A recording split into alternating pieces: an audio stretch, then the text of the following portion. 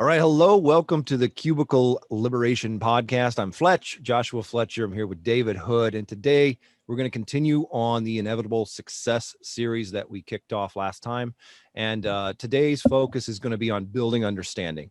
And when I say building understanding, what I mean is that being a distinct method that you're aware of and that you're really working toward that's distinct, again, from just like grabbing the thing that you think you can grab right now. If you can't grab the thing you want right now, then it means you need to follow a different methodology to build to the place where you do see it clearly enough where you can find that inevitable success. So David, how are you doing today? I'm doing fantastic. How are you doing? Super. As we kind of talked a little bit off camera before we went live here, I was thinking about an example when I got involved with search engine optimization back in 2013. Joined a program called OMG Machines and learned search engine optimization methods from a guy named Greg Morrison. And I remember very, kind of distinctly, I went back and looked at my journals and kind of my work log from back then to make sure how accurate this was. But essentially what I did was I just followed the training, right? And I tried to, as much step for step, just take it. I wasn't really trying to understand it. I just knew that I needed to begin putting some of these things in place on websites that I was building or that I already had. And as I did that, I think I built somewhere in the neighborhood of 60 websites over the first month and a half. And as I did that, maybe 2/3 of them worked and worked well.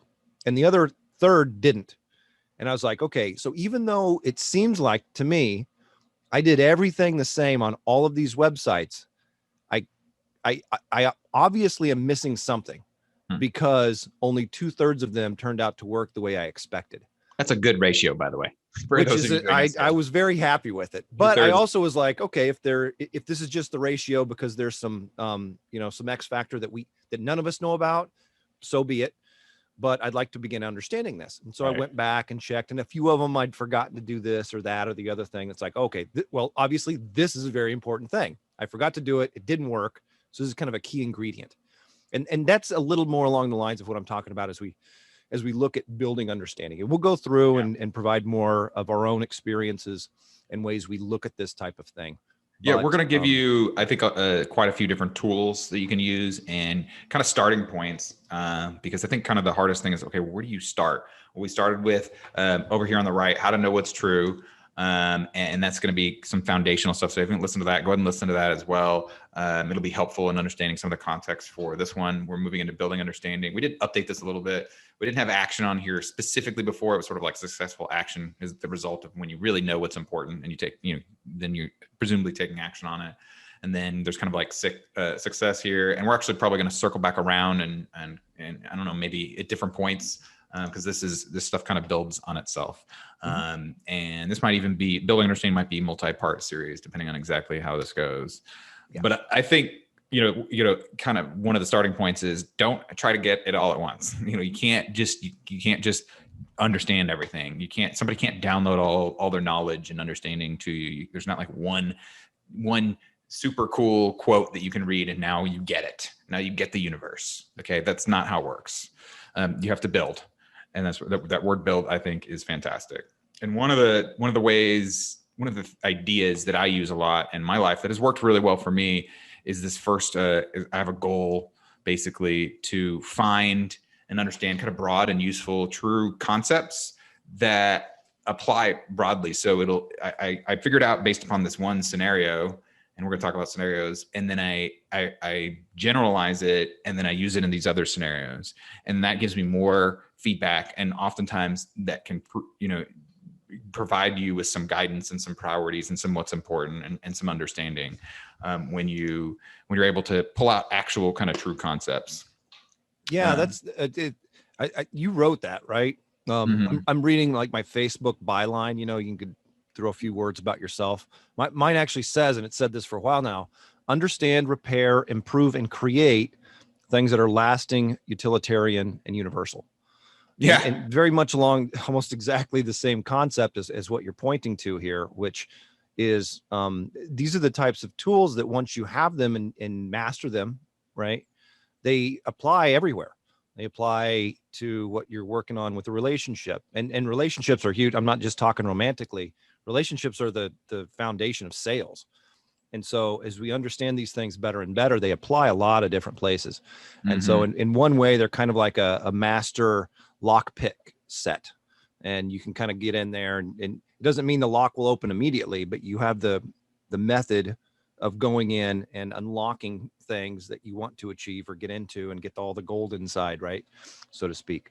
So but I'll give you an example of a concept. I remember when I was just graduating from graduate school, and I was talking to somebody who's like a rep for some company, and I'd played a bunch of Magic the Gathering, and I knew that it would help me. But at first I didn't know why. And I told him that I thought it would help me with kind of resource management stuff, but I didn't really know, fully understand it.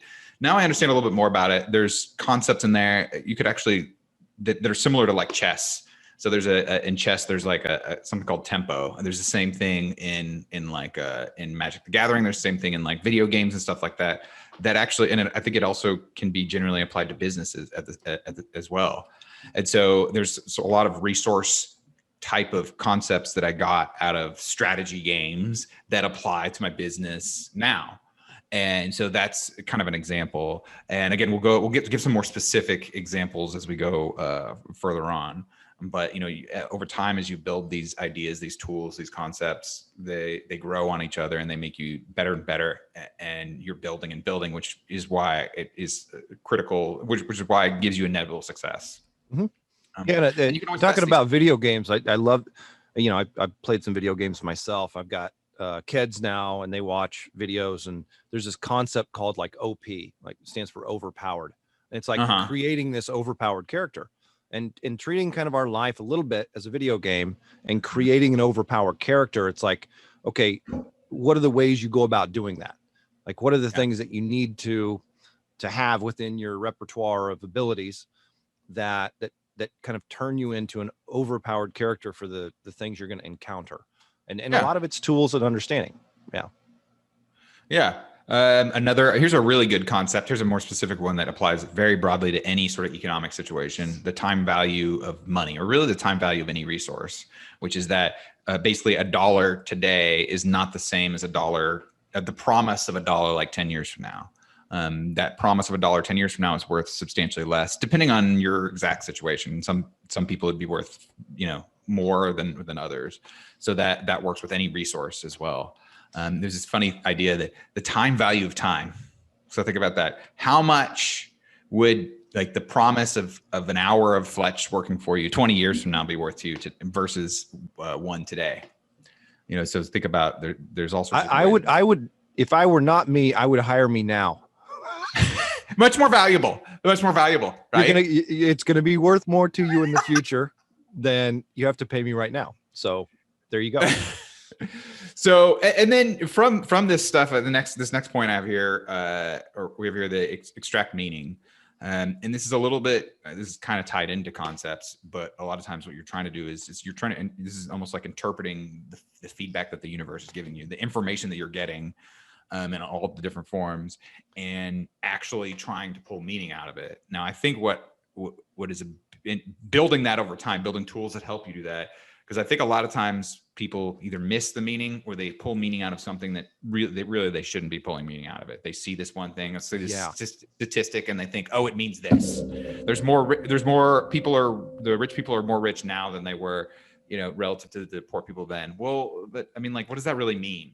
Like, we have to we can't just look at that one. And is that even the thing that we should be looking at? It's like, well, yeah, but there's, there are more wealthy people or people above the kind of, median. I'm doing well. There's a lot more of those people. It's like, well, okay, that means we've increased the number of people who are doing well. Now, is there bigger discrepancy between the extremes? Yeah, but you've got to be able to interpret the data set and, like you talked about, extract meaning, the inferences, how you extrapolate, like what the whole thing means. And getting that wrong is not good. And especially when you conclude it and you stop looking at it. Yeah. Well, this is another example where you look for the data to confirm what you kind of want to believe or you're predisposed to believing. That's how our mind works. Yep. So to use another analogy, maybe oftentimes, I've seen data on like, what's the meaning of like the was the border, the thing that's coming in at the border, all the people coming in. Well, what does that really mean? I think that gets misinterpreted all the time as well. And so it just, people look for the data. You better believe that, Fox News, if there's what is it, like a migrant, what do you call the ones that an unlawful migrant were to kill somebody, then they're gonna report on it. So they're giving you their audience the data that they want to hear.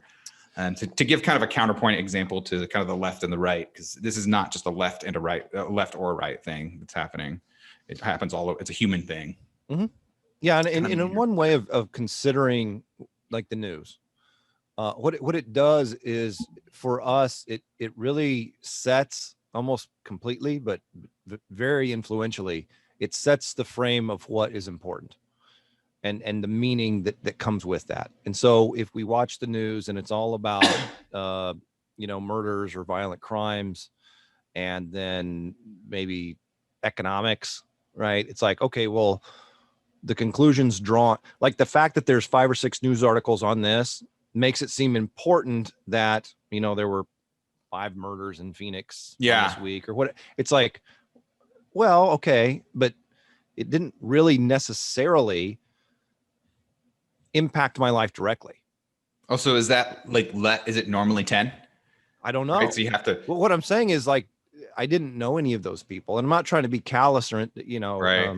But I've spent time. It now seems important that there's murders that are happening here, and yet none of those directly impacted me, except that I saw it on the news, and now it's in my mind, in your brain. So it's gonna begin to be like a magnet that begins pulling my attention and wanting to kind of confirm and begin believing these types of things, not wanting consciously, but just almost like subconsciously.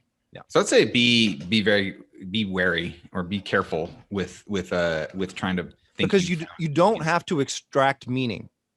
Your mind will do that for you. And so you want to not just rubber stamp the meaning that you've already attached to data points or whatever are already in your memory. Yeah, your mind will do that for you, and you want to, if you're mindful of it, to use multiple close terms, then you can actually be like, wait, and pause, and actually try to look around for in a different and more efficient, more effective way. I like this next thing a lot. I think this one has served me really well. Did I spell curiosity right? Isn't it? Is there a U in it? There's a U in there. Yeah. Yeah. No, it's not. It doesn't like that. IOUS. I guess I spelled it right the first time. It looks wrong to me. Yeah. The curiosity is a critical thing for anybody, especially kids have it kind of more naturally. As adults, we get less of it as our environment becomes, I guess we feel like it's more understood. But there's a book called I think it's called the Vinci Genius Principles or something. And there's like, I want to say 9 of them roughly off the top of my head. And the first one is curiosity. The first one that kind of guarantees that it doesn't completely guarantee it, but it dramatically increases your chances of doing the other things better. Just having here's the thing without it, the other ones almost aren't possible unless you just that's a good way of putting it. Already have them. Yeah, it's very difficult. Yeah. And what this means always kind of keeping an open mind and being open to new evidence and new ideas, and to be, have something that you want to believe or that you do believe be shown to be wrong or incorrect or unlikely, and just being open to whatever. Where does the evidence and the reasoning lead you? For me, I enjoy being curious, and I think this is a pretty big human thing because we're kind of explorers. Well, not all of us, but a lot. Just as a species, we're very exploratory, and I think that's a good way of thinking about it. You're exploring the things that go around you. Here's something that I would just kind of talk about, like as a practice that I've begun to value more and more, is I go back and I watch my webinars, my podcasts, my stuff. I go back and I look at what I've written, and by doing that, you notice a lot of things that you said wrong or could have been said better. You also notice places where you just jumped like this you made this huge jump, and all the pieces aren't there for you to be able to conclude the thing you've concluded. And it can feel like, oh my gosh, I'm an idiot. But if you can remain open about that, it can be like, yes, like I found a place where I don't have it all put together yet. And as I put those things together, I can explore that. And many of us don't, like, when I began talking into a mic, I was like, I hate the sound of my voice. Do I really sound like that? Like, all the stuff that goes along with it. Yes, you sound like you have a big mustache. Well, it's the size. It's the size it is. How's that for the size it is. Double entendre?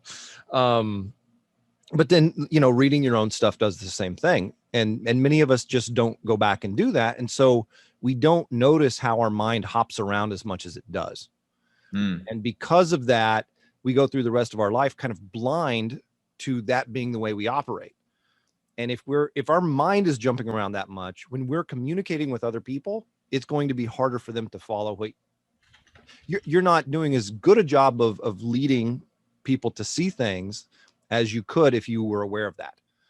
And so it's a way of even being curious about how our mind is currently operating and what we're doing and what we're that's part of what is on our list down below is just kind of like building your understanding about your brain and how it works and how things happen in here. I also wanted to point out that learning new things, which is part of curiosity, is actually really important to long-term brain health.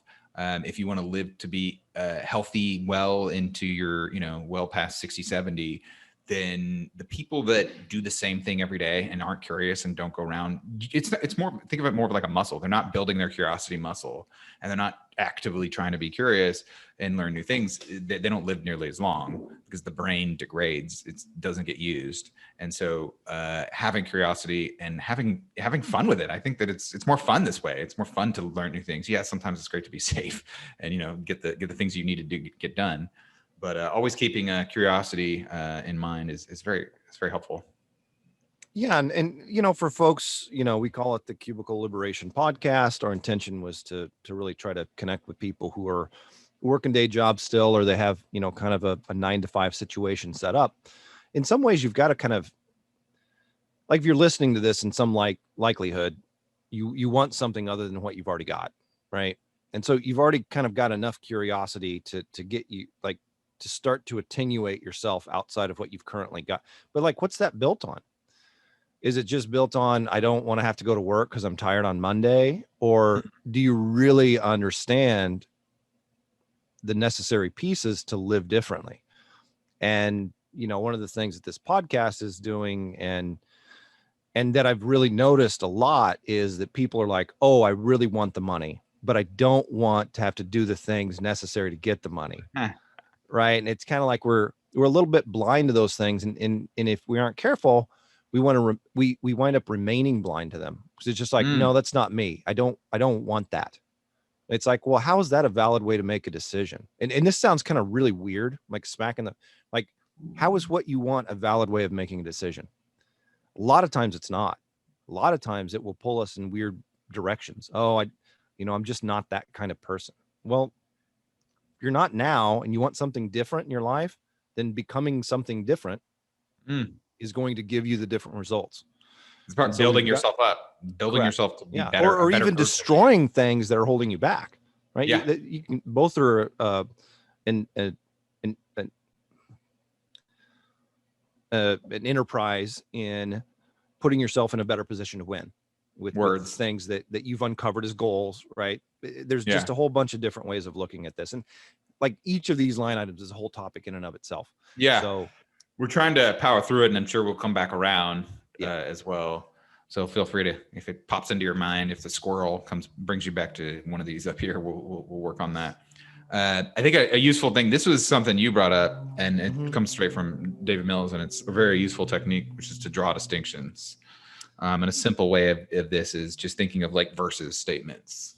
So there's I may have told a joke early on this podcast, but I'll not tell like the full joke, but I'll give you guys kind of the essence of it. I think it probably still winds up funny, but it also, like, jokes are nice because if there's a lesson in there, they kind of stick in our brain a little different. Yeah. And so these two guys And go on it's fun. spring. Yeah, it's fun, right? These two guys go on spring break, and they're going to go out and hit the beach right when they get there. And they go out the first day, and the one guy, he's getting all this attention from the girls, and the other dude's just not getting any.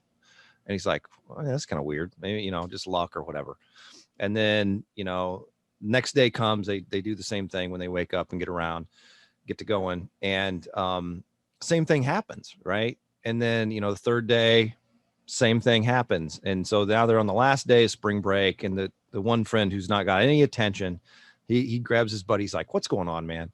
He's like, normally we each kind of get the same amount of attention and interest from, from girls on the beach. And since we've been here, it's been like way one-sided. Like, what you're doing something, right? You've got some secret, some distinction. And he's like, all right, so here's the thing, every morning before we go out on the beach, I take this potato and I drop it down my my swim trunks, and so I, that's what I'm getting all the attention from. And he's like, oh, okay. And so he goes and gets a potato, drops it in his shorts. They go out, and this day it's even worse. One guy's getting all the attention. This guy's now getting attention, but it's all negative. It's all bad. And he's like, this is even like, what? He's like, that guy lied to me. Right. And so they, get done walking the beach, and he gets back and he kind of confronts his friend. He's like, you told me to, that your secret was dropping a potato in your shorts before you went out every morning on the beach. And he's like, you needed to have dropped it in the front of your shorts. That was a distinction that made a significant difference in the results that each of these people achieved. So there's my little off-color joke for the day. That was good. That can help you remember distinctions. See that coming. Yeah. I did not see that coming. Yeah, that's a joke my high school basketball teacher or coach. It's like sometimes minor distinctions can have a huge effect. That's kind of the point. Yeah. Like it's really the same, but it's not, and really exploring that, having the curiosity of, like drawing a distinction and looking at the two differences and comparing and contrasting what that means and what the different results would be. So like this first one, building understanding versus following someone else's model. So first of all, is building understanding following one of our model, or my model, or Fletch's model, sort of models we use. How's that? Whether we created them, we use them, and so in that way they're our model or our understanding of what we do. They're definitely ours and mine and his. But also, I think what we're talking about more here is following. I put it in shorthand, but following someone else's model almost without like trying to understand it, just kind of following in whole cloth, almost like what Fletch said when he first got into SEO, just following it, just like trying to without really understanding what's going on. Well, because you can get stuck if you're trying to understand it before you do it, because you don't really even know all the stuff that you're supposed to pay attention to. You don't know what these key things are. So you've kind of got to do some of it. It's really helpful to not be stuck trying to understand it before you act on it. Like that's kind of a big piece. Yeah, I think that this so following in someone's model, we're not saying is like bad under all circumstances. And there are some circumstances where you can take it too far. But I think, correct me if I'm wrong, Fletch, you're saying also especially when you first get started in something, you kind of have no choice.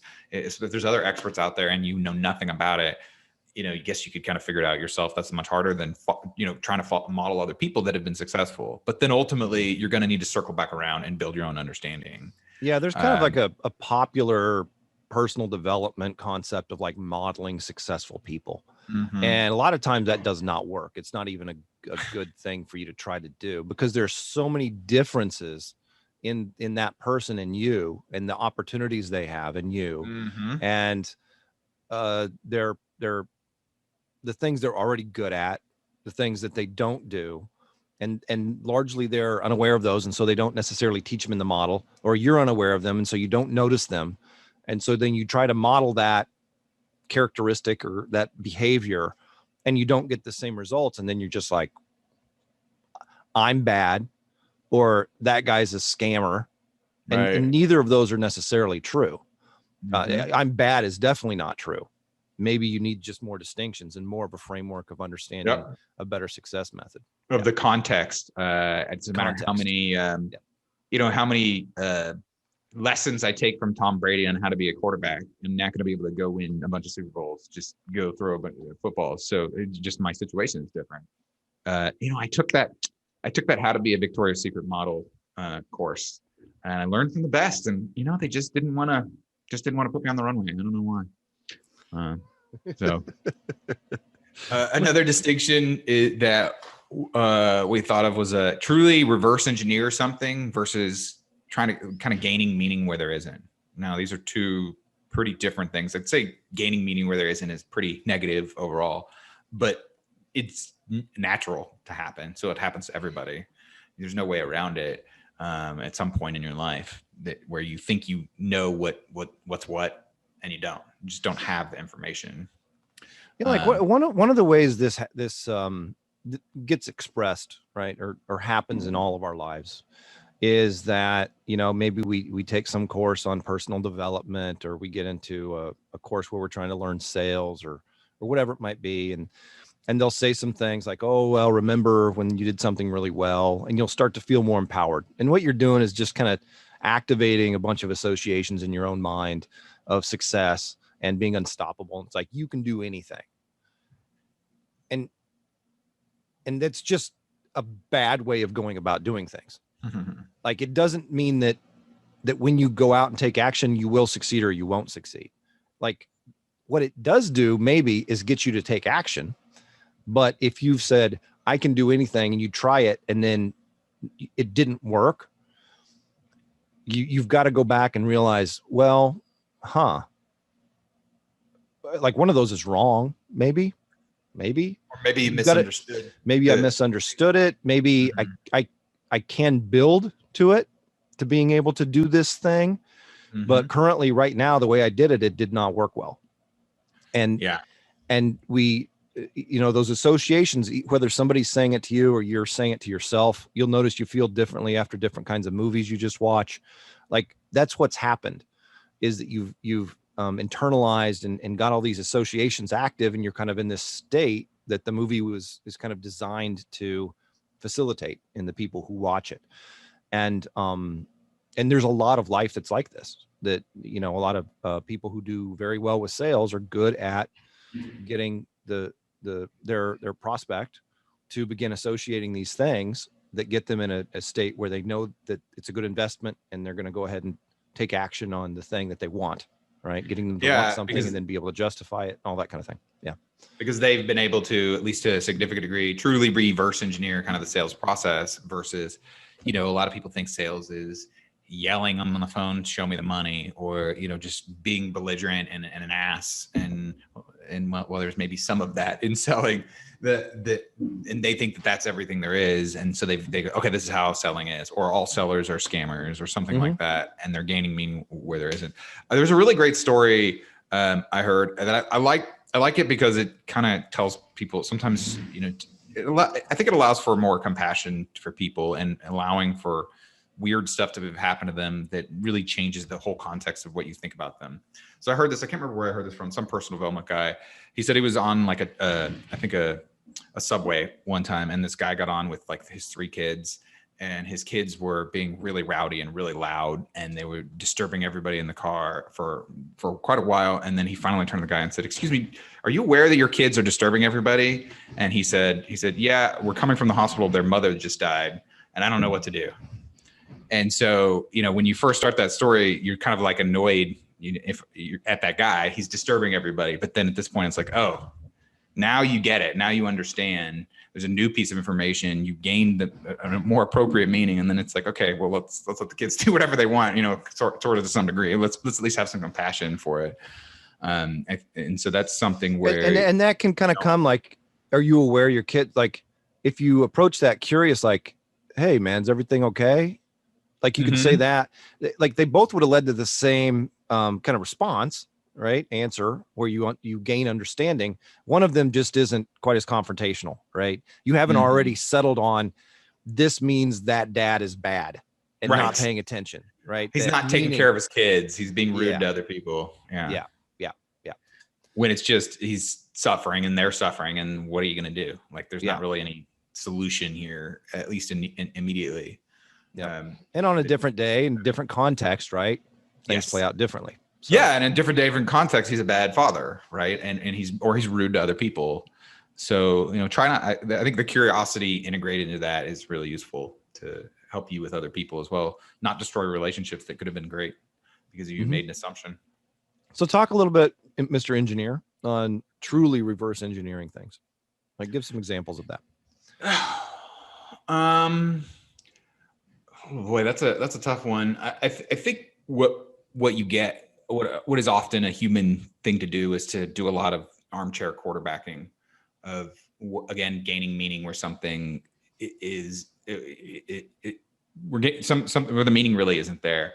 They see a device and they think they understand, and then they move on. They don't test that. So truly reverse engineering is being very diligent, being very curious, trying to look at it, things from from a bunch of different angles, and really exploring the meaning and applying different concepts that are pretty applicable to these types of situations, and seeing what that points you to.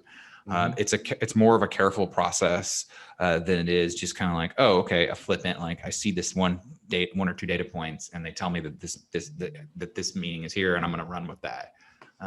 To really truly reverse engineer, let's say, like an engine or something, that is not something like a car engine. It's not something that you could just kind of like look at, maybe pull out a few parts if you don't know anything about how to engineer an engine.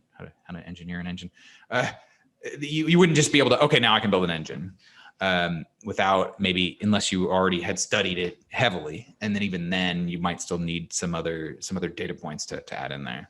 Yeah. Well, so I like engines, right? So that's an easy one. I kind of pull on these things enough. So if you think reverse engineering an engine can be done by looking at the outside of a completed engine and taking a mold of that, and then now casting that and expecting it to move the car, you're sorely mistaken, right? That's There's all sorts metaphor. of things inside, right? But all too often we do that. So an engine is kind of like a result of understanding all of the necessary pieces. So a lot of people who might be listening to this are like, well, I want to have a lot of money. And it's like, okay, so what happened before you got a lot of money? Like, how are you going to get the money? Well, you can steal it or you can sell things. Okay, well, if I'm going to sell things now, what do I need to be able to sell things? Well, I need to have a thing to sell, right? It's your offer, your product. I'm going to need to let people know about this product. So there's going to be an element of traffic or relationships there. There's going to be then a conversion element of helping that person make a decision about buying your product or service that then results in the sale, which then results in the money that you want, right? And so you can and then you can take these pieces apart more and more, understand more about traffic, understand more about conversion, understand more about the types of offers that really are valuable. And it's like, well, what does value mean? It's like, okay, well, now each of these things, you can kind of pull it apart, reverse engineer it. And so it's like, okay, well, now I think I have enough understanding of this engine to build it. Then you try to build it and see if it works. And if it does, then you've got enough understanding for that thing to work. And then you can maybe build more offers or continue to hone your understanding of how these things function and what you can do with them. So here's another one: emotional distancing yourself from ideas versus having emotional attachment to ideas. Here's another distinction. What do you have to say about that? I think that you put this here, Fletcher. I think you did. Yeah, this is something I've got a whole framework of understanding our mind that comes with, like, when emotions are involved and how severely they influence our actions. And the more in flow we might be, right, in just action, not thinking about what actions to take, the more in that flow state of like just actually taking actions we are, the more susceptible we are to emotions, right? And it doesn't mean bad or good necessarily, except that if we get stuck in that place and we never navigate out of it, we wind up in a situation where emotions really influence our actions all the time. And And that can be extremely problematic because you can't see the box you're stuck in while you're stuck in that box. You've got to remove that attachment of emotion to be able to look at your action and realize it, oh, I was angry that whole time and I was cut off from all these other resources or different strategies or tactics that I could have employed to have made the situation turn out better or different. Yeah, to be clear, he's not saying that you should remove all emotion from your life. At least I don't think he's saying that. I definitely wouldn't say that. I think I don't know that we can. I mean, they talk about sociopaths and people who lack the ability to have empathy and things like that. I don't know that we can. I wouldn't know. I wouldn't know how to go about doing that. Emotions happen. And but what we need to be aware lean of into it a little bit. I think that there's certain emotions that it is fine to kind of tap into that and use that. And that's just part of being human. But also, I especially think that when it comes to the ideas, having emotional attachment to ideas, I think is a little bit different and a little bit specific in terms of, like, I think this is part of curiosity. If you have an emotional attachment to this idea being true, then it's going to be very hard for you to see. There can be tons of evidence to the contrary, and it's going to be very hard for you to see that. As opposed to, this is kind of a scientific approach almost. I think, even though even scientists are still human, and so there's still emotional attachment there, but it's more of distancing. It's kind of a relative thing. Yeah. So we're getting further from it, where we can actually see a little bit of why maybe something is wrong or right or whatever, and being curious enough to where, okay, I can explore that. Okay, wait, I believe this one thing for the last 10 years or whatever. Now maybe I need to not believe it, or at least explore not believing it. This is very difficult to do, oftentimes, I think, because we're so tied up in our personality. Who we are is often in the ideas that we have. Who we believe we are. Yeah. Who we believe we are. And then where did those beliefs come from? Right. But also, like, this is a thread you can start pulling, and absolutely, and you can begin to unravel the whole kit and caboodle, so to speak, and get to a place where you have a lot more to work with, because you're seeing things with much less prejudice and much less limitations than we have if we're just in that operation mode, right? And just that action mode. Yeah. So this is a really important distinction to try to, if you find yourself with an emotional attachment to something, it's not always bad necessarily. Like if you have a loved one or something, you have a child, it's okay for me to be emotionally attached to my child being safe and healthy and happy. I'm okay with that, right? But some other ideas, it's going to be really hard for you to grow and to become a better person if you're really emotionally attached to something being right or wrong. Mm-hmm. Agreed. Okay, so a really good tool for finding meaning and concepts and being curious and even drawing distinctions is scenarios. This is where a lot of the work, I think, is going to happen, because you're going to experience this. This is going to, because ultimately, to me, there's a little bit of a scientificness to any of this, because any of the understanding that you think you have, I think you should be probably compared to the reality that you're experiencing. All right, a specific situation where this concept applies or doesn't apply is something you're going to have to work out. So this is one you gave. I thought this was really funny. Do you want to tell this relationships one, where it was like you were talking about when you call a girl more? Yeah. So Dave and I had a week last week where we just kind of ran a planning session, right? We were talking out and putting some of these ideas together, and as I recall, I'll just go ahead and relate it in the place I am now. If we're in a situation where a relationship, say, okay, I'm a guy, I like girls, so let's just keep it like that, right? Okay, so I'm a guy, I like this girl, and she's not giving me the signals I want or I expect, and so then I get to this solution of I need to call her more, so that, yeah, right, because a lot of us have been in these places, right? Yeah. And so it's like that's the solution. I've got an emotional attachment to the result, which is her liking me and showing me in the way I want that she likes me. And so I'm going to give her more opportunity to do that. Or I'm going to show her more how much I like her, and then she's going to feel somehow like, oh, well, that's what I wanted.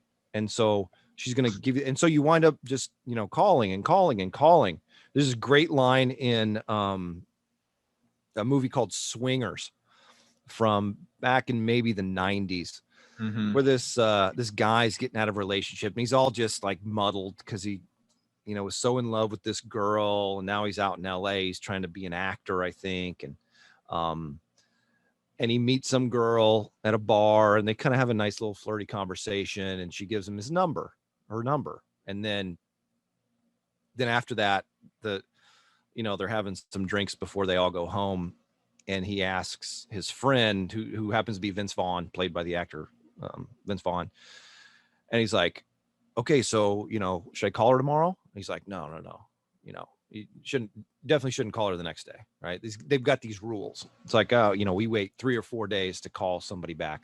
Well, so he goes home and is working on his mind, and then he calls her, and he leaves this message, and it's like old timey, right? So the answering machine cuts off after a minute. So he's been just talking to an answering machine for like a minute, and he's like, and he was right when he was leaving his phone number to call back. So he's like, oh, hey, sorry, I was leaving a message, and I was getting ready to give you my phone number, and it sounded like your machine. He's just like doing all this over explaining, and he tries to do it again. And it gets cut off again. So he calls back, and then he's trying to do it again, and it gets cut off. He's like, starts cussing to himself, and he calls back. He's like, let me give you like a sense. Like I was just in this really long. And he starts explaining all this stuff, just as this answering machine, right? And then he waits for a second, and then he calls back again. He's like, you know what? This just isn't going to work. It's not you, it's me. I'm in a weird place. And then the phone picks up, and she's been listening to this the whole time. This like entire experience of a relationship that this character Mikey is just played out on an answering machine. And she's like, don't ever call me again. And that was all she does, and hangs up. And it's like, okay, well, that heuristic, that idea of like, I need to call her to let her know that I'm interested, may not be received the same way that you hope it is. And this ties into the concept that you brought up a lot, which is working harder is not necessarily what is needed. Yeah. So call her more. We would apply in a lot of different other areas to like if you're trying to sell someone. Not necessarily calling them more frequently. You don't want to not call them. Like if you never call the girl, well, then that's not going to work either. And well, probably, but just putting a bunch of work into something, there's so many, models out there that are just work harder. Just work harder than somebody else. If you work twice as hard as everyone else, then you're going to succeed. I heard this one, to me, it was a ridiculous idea. So we're taking this concept right here, this work harder, necessarily more needed, and extrapolating it to other things. He was talking about like basically the more hours you work per week, the higher up you'll go. And to me, I was like, wait, this guy said some other things that I thought were good, but this one was sort of like, wait a second. That kind of assumes that there's no way to be more productive. It kind of assumes that you already know what you need to do to work. So I felt like that was just really, really not a good way of looking at things. Is that always true? No, not even close. No. Okay. So if it's not always true, there's a distinction in there. Yeah. Okay, fine. What that distinction is. And here's the thing that happens a lot, right, with gurus is they'll say some things, and a couple will be good. Like you mentioned with this person who was, saying this. Mm-hmm. So some were good. And then this other thing is like, well, that's just clearly not true. Certainly not always true. And actually then what does that infer? It infers that their method of how they operate, of understanding how they operate, isn't correct.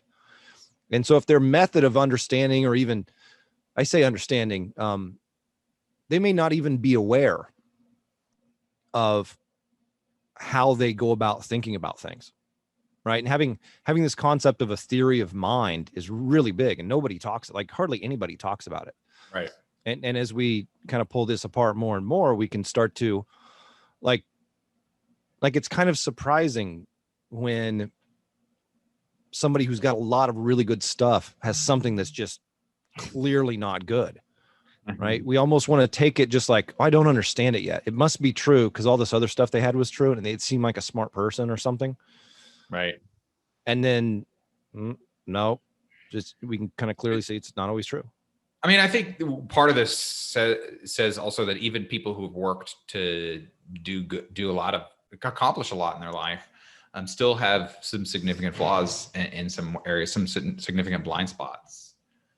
Oh yeah. The work harder thing is that if you take it to the opposite extreme, if you don't do any work at all, yeah, you're probably not going to be successful at doing that, right? So, so yeah, for a lot of people, they do need to work harder if they're not working at all or they're working very little, potentially. Which actually brings us to the next one, and another concept that is really common in here, which is thresholds. Thresholds are huge. So there's kind of like a threshold of how much work you need to do. But if you work like 100 hours a week, you're probably not sleeping very much, or you're not taking care of the other kind of maintenance of your brain. And so your work will suffer. Eventually, that's maybe in a short period of time that can do better for you, but in the long term, that's probably not going to do you any good. Sort of like the engines, you put in more gas. Something wrong with the engine, put in more gas. Okay, well, maybe it needs gas. Maybe it doesn't need gas. Maybe you could actually put too much gas in there to where it pushes out all the air, and so there's nothing in there for the combustion to happen. So there's actually there's thresholds and limiting factors, which are, I guess, the limiting factor is a type of threshold. Yeah. So with like fuel, right? So so if you're trying to get more power out of an engine, right, and if it has no power, right, it's not running, well, you need more power. Okay, so let's start with adding fuel. And so if we add more fuel at a certain point, if you know kind of how combustion engines work, you'll realize that you exceed the ability of that fuel to combust and create power, right, for your engine to have. And so fuel is the limiting factor up to that point. After that point, adding more fuel it may be like a curve where you wind up less and less power, right? You may wind up destroying your engine depending on the kind of engine you've got. Even may not, eventually it won't even start. And so it's like, okay, wait, let's go back to that optimal point, and then let's start working on some other things. And here's what's kind of weird. And this happens a lot in, like, I'm talking about an engine, but we can apply this to our business as well. So an engine needs some kind of a combustion, like an activation energy. You've got to have a fuel, right? Call it a hydrocarbon, or whatever. Doesn't that you can run on hydrogen? I'm getting too specific. So the reason like turbochargers and superchargers, if you understand how they work, is they actually force more air into the cylinder, like into the combustion cylinder, so you can add more fuel. And in that way, out of the same displacement, you can get more power.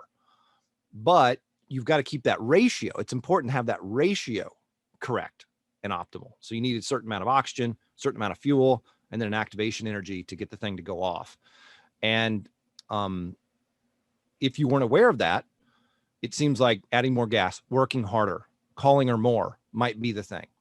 And it's just like, well, it's not working. I'm going to work harder. I'm going to work harder. I'm going to call. It's like, no, at a certain point, don't ever call me again happens. Right. So we need to kind of understand the variables at play that are needed to achieve a thing. And so with the threshold, we got to get over a threshold, right? Kind of an activation energy in the thing that we are trying to do. I'm trying to think of another one that I can jump over to real quick that isn't for thresholds. Engines. Yeah, with thresholds and limiting factors. Yeah. Yeah, I found that like in the SEO there were several thresholds that we had already that just we put in there separately. Yeah. Did we talked about that, or was that on the planning one? What's that? Yeah, we talked about that. We haven't talked about SEO at all yet. So we do SEO, and a lot of people I know that listen to this do SEO. So there's several examples. If you want to pick one. Yeah. So with okay, so a threshold. We talk about keywords, search phrases. So if I'm trying to rank for Phoenix plumber, for instance, that needs to be someplace in your effort to achieve those rankings. Right? Whether you're putting it on the page or on the title or in the URL or in the anchor text or in the whatever, right? That's going to be part of the influence for getting attention for that term. You need those words somewhere. Mm-hmm. How much, right? And so there are thresholds over which putting that term more and more into your content, into your page, has a negative effect. It may even wind up getting you what's called penalized, which means you're you're suppressed, you're filtered down further in the results than you naturally would have been without that application of a penalty to your efforts. So you need some. You don't want too much. You don't want too little. But but if you're going to err on the side of caution, which is generally a better plan, then what you need to do is to figure out kind of where that threshold is and stay below that threshold. Hang on a second, David. Go ahead and take over. Yeah. So that's a common thing in a lot of business stuff. And so to tie into what he said before, building more links, that's a common thing that people spend a lot of time on for SEO. At some point you do need a certain amount of links, but also it's not necessarily the right way to go. So again, this is the work harder kind of concept that we've presented here, along with a threshold. There's certain thresholds you need to meet.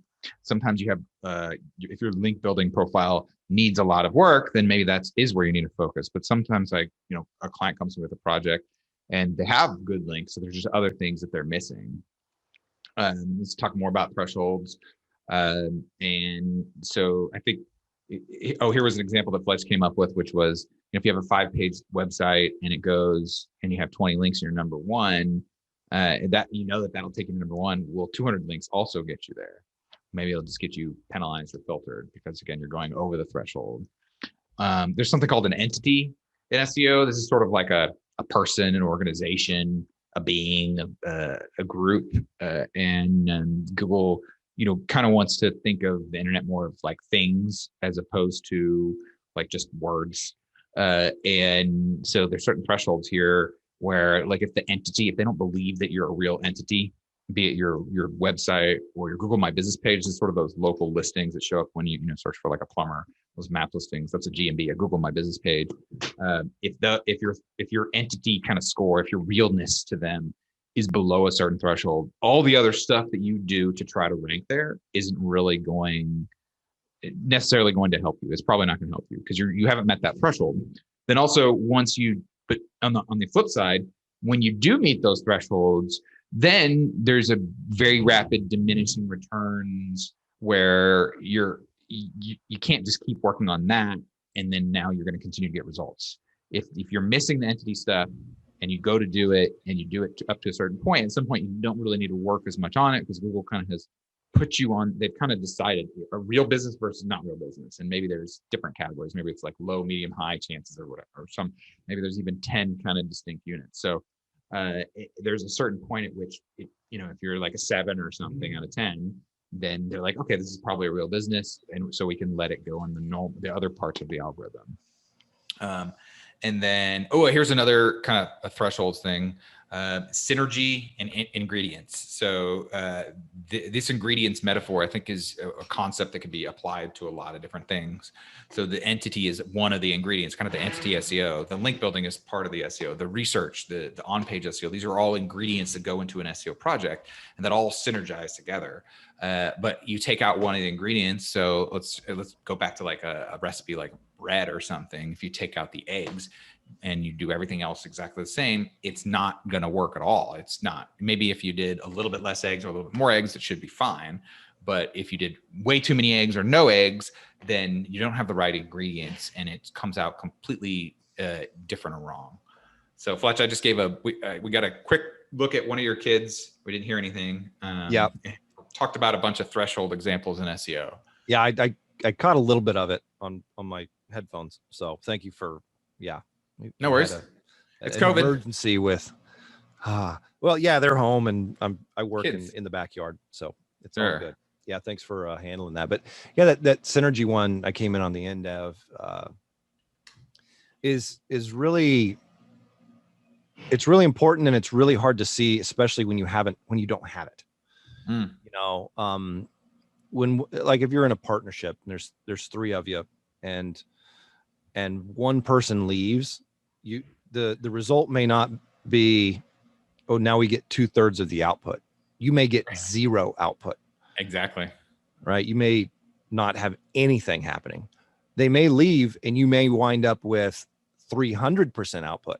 Right. Because they were an issue. And so as we start to look at these, we can notice, and this goes right back to SEO. Let's understand what the variables are, right? These prime effect variables, and then start playing with those. And as we play with those, we can understand, oh, well, if I get too much of this, bad things happen. If I don't have any of it, I don't get any results. So it's something important. That's even how you figure out what's important. So yeah, this is something very applicable to SEO. I skipped. So one of the concepts you can pull out of here, just to recap real quick, is thresholds. Be looking for thresholds and be understanding that it's not like a linear thing. Like you do more of something, you get a better result. If you do less of something, you actually get a worse result. That's not always true. Another thing that I think is really helpful to understand, and especially useful like SEO, but I think you can think about it if you talk about like basketball or really any professional sports, which is you can't like someone can't just tell me how to do SEO. Like if I didn't know how to do SEO, someone just can't come in 4 hours or even 40 hours, just come and talk to me how to do SEO. And then all of a sudden I can rank. That's not how SEO works. There's a certain amount of reps that I think you need to get. And then also like we talked about before, your context might be very different. I think that there's a lot of things in life where you kind of have to experience it to really understand what's important. Like basketball training. I can't just, go to Steph Curry and be like, hey, shoot a bunch of videos on how to shoot a basketball. And now I can shoot like Steph Curry. Even if it's 100 hours of personal one-on-one training with Steph Curry, does that mean, but I haven't actually shot a basketball. Does that mean I know how to shoot a basketball? No, I would say you have to get your reps. You have to shoot it like 10,000 times. But you brought up something, those masterclass ads that you see. I see them at least. Yeah. There's quite a few of them out there. Yep. Yeah. I've bought some. I wanted to kind of see what they were like, right? Part of it was that I was interested in the topic and I wanted to kind of see, okay, let me pay a little bit of money and have somebody who is accomplished in this talk about what they do and why they think they do it. But I was not expecting to become a master of writing screenplays after watching Scorsese, talk about how he reads a script. It's like that would be very silly of me. It doesn't mean that it didn't help me see certain things, just like the Steph Curry masterclass on shooting a basketball. I think he has one. Does he really? Well, here's what I do know. I think Serena Williams has one on tennis. I know that, which is, it's not even on like how to hit a forehand, which, would be equivalent of shooting a basketball. It's like on tennis. So it's like, well, she grew up in a tennis family, went to IMG Academy. It's like, there's so much that made her who she is that she probably does sister she could practice against for hours on in-house and just go. And that relationship with families is so, you can't just say, oh, I got somebody else, not my sibling. Like even that wouldn't be the same. And right. So there's just so many things that really come into play when you're looking at the results you get that a lot of times are left out of the explanation that really have a lot to do with the success somebody achieves. And right. And our own inability to look at our own mind and have a theory of mind that's accurate, then also limits how much we know about what we're actually doing and how we're thinking about things. So we don't really have a great impression of what we're doing or why or how or what's pulling us or like any number of those things.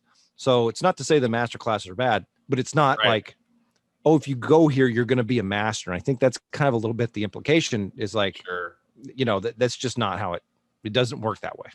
Yeah. Yeah. Their context could be very different, but even if their context is exactly the same as yours right now, and theirs was like that, that doesn't necessarily mean that they know what they did, that they understand it, that they could have done a lot of things naturally that they took for granted that they're just not going to talk about. Yeah. And so this presumes that they have built understanding around it, and a lot of people are wildly successful without. Yeah, if nothing else, you've got some genetics at play. We're talking about right. anything that requires physical movement. Or even maybe thinking, you're going to have some genetic impressions in your mind and how it works and all that kind of thing. There's huge, like, Think and Grow Rich, right? These are things that the people who built America, so to speak, right? The Industrial Revolution people did in their lives and they became the wealthiest people on earth. It's like, well, yeah, but I wasn't born in the Industrial Revolution. I don't have the same opportunities they did. Things are way differently developed right now. And so if we just take those rote and just say, well, this is what I need because these billionaires all said they do this. Right. Well, maybe there's a lot of people that had no money that did the same things. That didn't absolutely, get yeah. on, right? That's where that's called counting the hits and not the misses in terms of trying to find meaning in data. Oftentimes people will find the examples of people that worked out, and they'll base that and think that means that everybody that does exactly what they did, but maybe they got really fortunate. Maybe they had some other things that worked in favor. Or maybe it's just, most people don't end up making it very well with that. Yeah. So their path. So, and there might only be, kind of room, so to speak, in a certain time within it's like, well, there's room for, I don't know how many there are, 50 grandmaster chess players at any given time. Like there's not going to be more than that because not enough people play professional chess, and you've got to be able to beat enough people to get your points up to a level to even hit that threshold. It's like, well, if everybody's trying to do that, there might not be really room there to succeed in that way. Almost by definition of how it works. Yeah. Okay. So here's a funny one, right? Beginning of every season, every team, I'm going to win the championship. Right. Our goal this year is to win the championship. Yeah. Well, of course. Why? Because it seems almost obvious that everybody would have that goal. Well, John Wooden, who's maybe one of the most successful basketball coaches in history, that was not a goal he had. His goals were about practice. His goals were about building your internal understanding of how much you gave, right? And whether you kind of sandbagged it or whether you really put everything into it in practice as well as in the games. And by doing so, wound up winning more championships than any coach I know of, right? Yeah, this goes back to the concept of like if you want money, you can't just necessarily go out and grab it. You kind of have to go roundabout. Unless you can. So if you can, try it. But if you can't, now we need to go back and start. If there's a stack of cash sitting on your desk, okay, go ahead and pick that up. Somehow it just magically appeared there. But it's like, oh, well, I don't, okay, there's no cash around. All right, now I need to figure out a different way to do, So we've been giving a lot of scenarios here. Yeah. There's one more that I think is really useful. There's something that I've seen in a lot of, so like it was in the Magic the Gathering, it's in strategy games. There's something called the meta game. And it's sort of like the environment that you're in. This is like environment / context. And part of it is, it's also, you see it with like animals in the wild, where like, if there's too many wolves, then the deer suffer. And then eventually there's not enough wolves because there's not enough deer.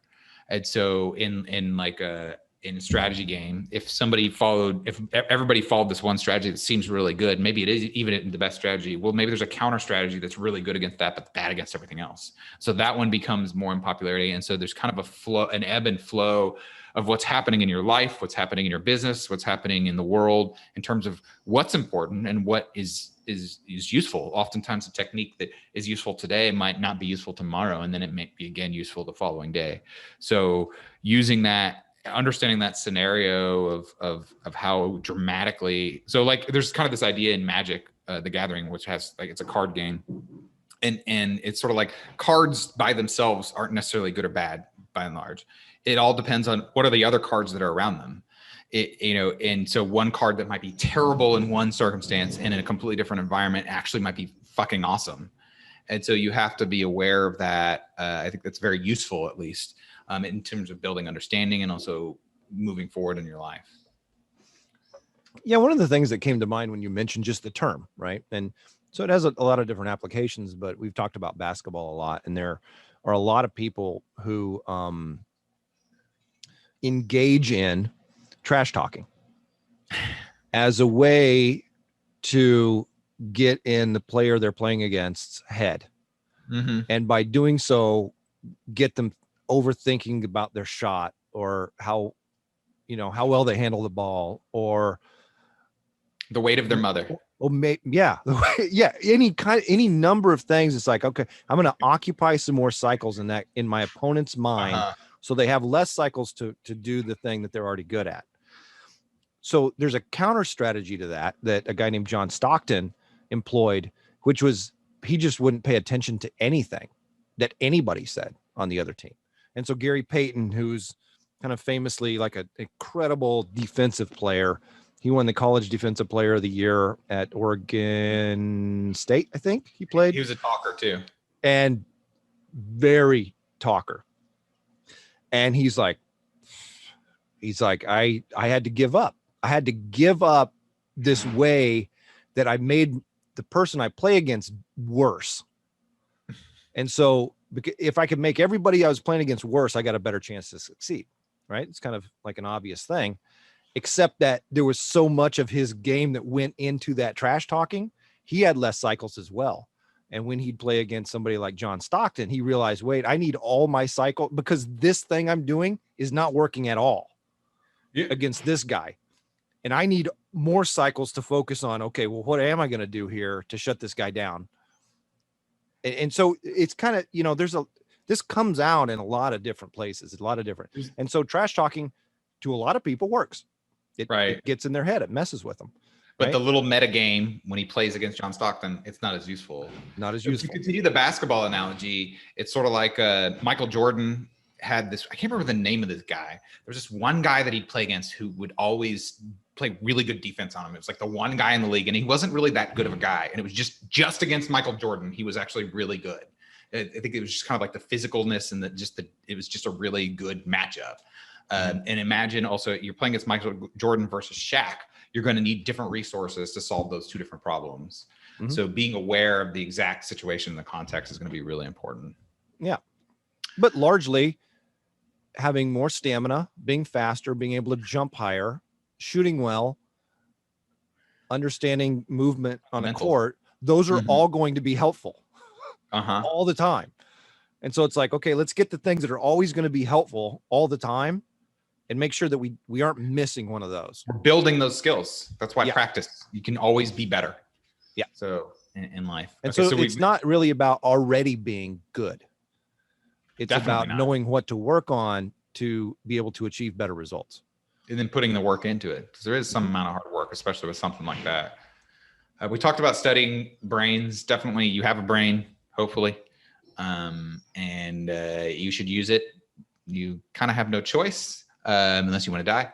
And so you should learn to use it better over time, which requires you to build understanding. What does it mean? What's going on there? Study the science, study your own brain, study other people's brains, think about it. Really spend a lot of time trying to build your understanding of what a brain does. And that's going to be pretty helpful universally. Yeah. That term I mentioned earlier today, theory of mind. I maybe talk about more, but just in general, it's being able to understand and begin seeing how our mind influences what we do and how our mind works. And there's some neurology, there's some psychology, there's some other stuff, but you've also got to have this underlying theory behind it that helps you even know where to look and what you're going to start to pay attention to, how you might scientifically test that, what you're going to try to start working on. Without it, you're largely blocked out of understanding it. And so to me, it's been something that has been most responsible for my improvement in life, period, across the board, with relationships, with understanding money, studying brains, right? Studying how our mind works. Yeah. And so there's a distinction that in this, for wherever anybody might be right now, it may not be important, but there's a difference between your brain and your mind. And our brain is the gray matter in our head, but we've got a lot of neurons in our gut. We've got feelings about things. We've got a bundle of neurons in the center of our heart, right? So we get sensations as a conscious being. We're given inputs from our mind, right? Not just our brain. And so if we're trying to study neurology and and figure out why we're continually making these wrong decisions, and we don't account for the sensory perceptions that bypass most of your kind of conscious brain, and they're part of like your central nervous system, right? That your gut talks to and your heart talks to, that your eyes sometimes feed directly into and bypass your conscious processing. We can completely we can be locked out of being able to unlock those problems or those variables and those thresholds in our behavior. So I kind of geek out on this quite a bit, and so I didn't want to get too deep, but this is all just to say that this came from having a theory of mind, and knowing that we are a conscious being with a mind that is experiencing things, and that we have to work with and engage with. And the more we understand how that's happening, the better the chances that we are going to be able to notice the things that aren't working and address them. Yeah. So I do consider myself, I've been studying this kind of just randomly off and on over the years. And I think that there's lots of good books out there on Audible and or just in however you want to get it, that talk about the brain and the mind. And those are useful for you to study and not necessarily take whole cloth as you get it, or that this book is 100% accurate, but just a lifelong pursuit of understanding your brain and how it works in your mind and how it works. Because those are, yes, there's two different things, is going to bear some very significant fruit, because it's going to allow you to understand things better. It's going to allow you to not miss certain holes. So like the part of the mind that wants to, has a goal to kind of to confirm what it wants to believe. Understanding that can help you avoid a lot of the errors that comes from that. Maybe even avoid that situation. We've alluded to meaningful data here. There's a few tools that I think is useful here. Data has kind of been my world for a really long time, even before I did SEO, and even before I was in school. Data has, I see it analyzing data sets running through a lot of my life. And one thing that I see a lot of is naked data versus building context. So many times we've mentioned it before. There's like a survey that somebody posts, and it's got like one question, and then they make this massive conclusion based upon this one question, where it's like 70% of people answered this way, therefore blah blah blah. And to me, I pretty much always ignore that stuff. And when a politician on either side gives like one data point or one study and one result and tries to make a conclusion based upon that, I pretty much always ignore it, because all data needs to be put in its proper context, and to really glean meaning from it, which means you need maybe if they included a lot of different studies in there that gave different angles, and they gave a bunch of different data points, like they asked questions in different ways, and so that they could kind of eliminate some of or isolate some of the variables there, then the data that comes back to you, that you can gain a lot more meaning from it. What do you think about this the naked data idea, Fletch? A couple things I'd say, I suppose. With SEO, we've got metadata, right? So it's data about the stuff that a human's supposed to see on the page. Metadata in one way is the context. So it's going to look at survey design. It's going to look at how the question was phrased, of what the options of that question were given. Like if it's a multiple choice, it's going to look at the person who administered the test and how they approached the subject or the person who was going to participate. Like all of these things are very influential as to what the data will actually be. And the other thing I would say is that no amount of data proves something. There's a kind of famous, a relatively famous author named Nassim Taleb, who wrote a book called Black Swan. And he's in the investment world. I think he worked at, I don't know, one of the venture funds maybe, and did really well. And the reason he called his book Black Swan was that the scientific world had, millions of data points that all swans are white. And everyone believed that all swans were white because they had only seen white swans until there was a black swan born. And then that's just, oh, well, I guess all swans are not white. Like it just radically then said this whole, all the data that we had was not sufficient to let us know what is going to be true. And he wrote the book from the financial perspective, which had a lot to do with stock market crashes and, you know, the 2008 situation where housing was very affected housing prices, and it really wrecked a lot of the, I say wrecked the economy. I know there's a lot to unpack there. I'm just going to leave it as such, but we've got to be a little bit careful to not fully conclude from any amount of data that we know something. Or get the wrong conclusions, like conclude that something that has never happened will never happen, or something that has always happened will continue to happen. Correct. And so as opposed to, you know, I think it's reasonable. It would have been reasonable if we'd studied 1 million swans and they were all white to conclude that at least at this point, swans are always white. But to be open to the new data, you see the black swan, it can change, but also to not conclude that you can't conclude you can never have a black swan. I mean, you can say it's unlikely, but you can say you can never. And to say that, you know, data doesn't make the conclusion, I think that's mostly accurate because ultimately our brains are going to have our mind makes the conclusion. Right. Yeah. Exactly. Yeah. I think data can point to certain things and can lead you down a path or can eliminate certain ideas. But it's not going to do the concluding for you because your brain. Well, and here's the distinction that we're talking about building understanding today, and you don't really build understanding with data. You have to build it with your understanding is in your mind, right? The data goes in your mind, and the understanding you build is something that you consciously have to do. You have to consciously build understanding. You'll have beliefs.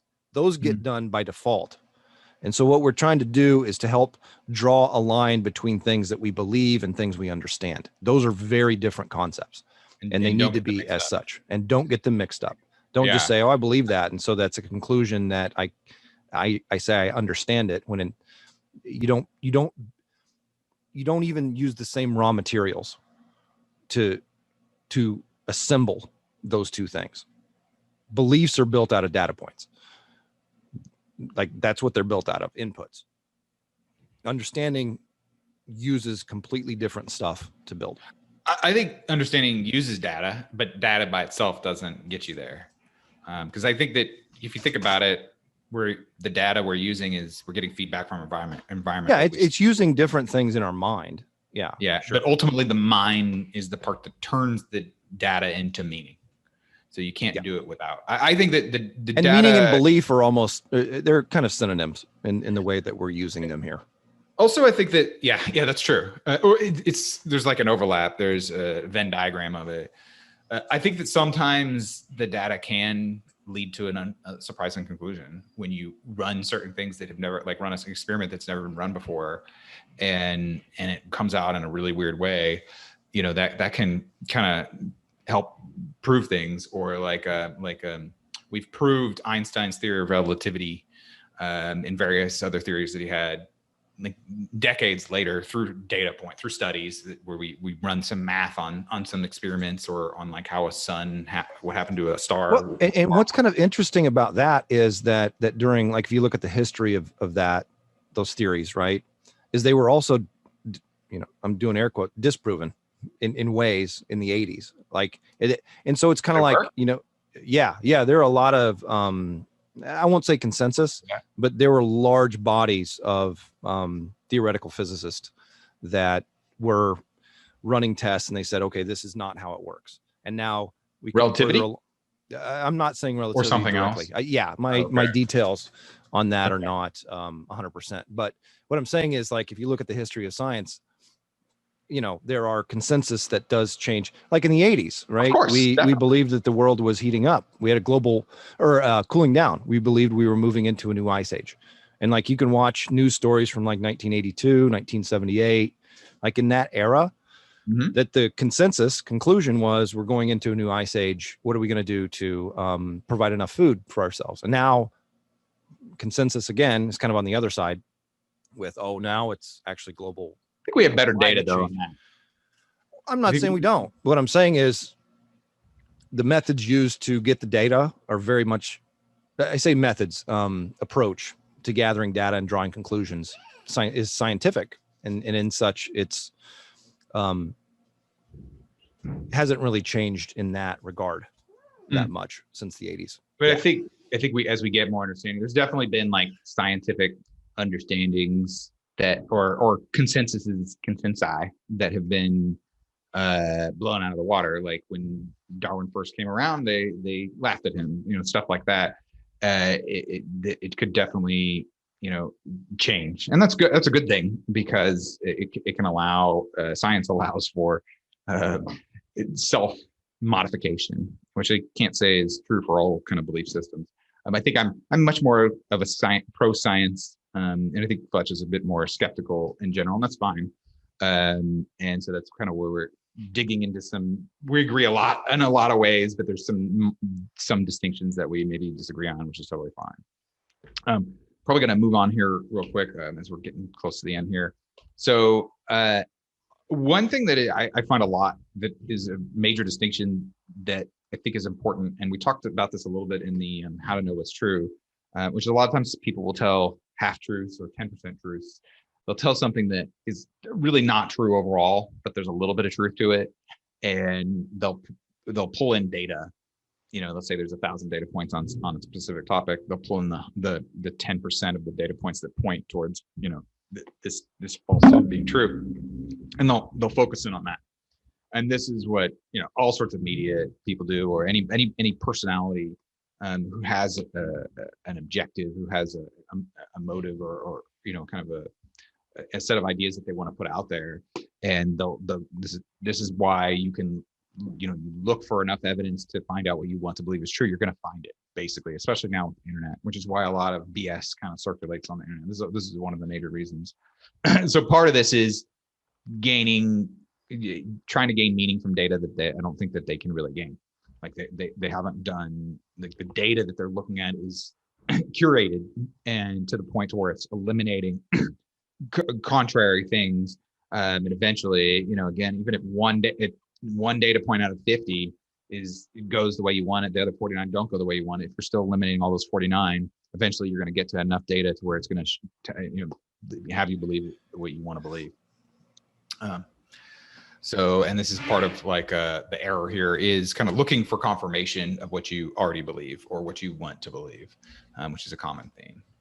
Yeah, looking for confirmation it's the way our mind works, right? It's always going to do that. You don't have to try to do that. You actually have to try to check yourself on how often or how frequently that actually happens, right? And saying, oh, well, okay, I want to believe I'm good at sales, so I'm only going to look at the times when I close the deal.